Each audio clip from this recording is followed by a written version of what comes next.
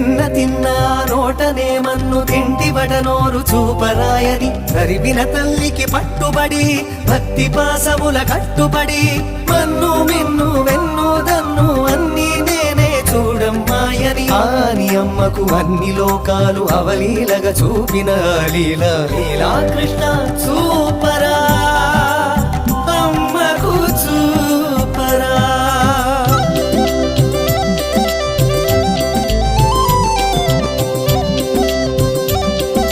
చీరలెత్తుకొని చిటారు కొమ్మను కూర్చొని చేతులు ఎత్తి మొక్కమని గోపిక చిత్తహారుడవై చిరచిత్తుల తత్వము చెప్పితివి కదా.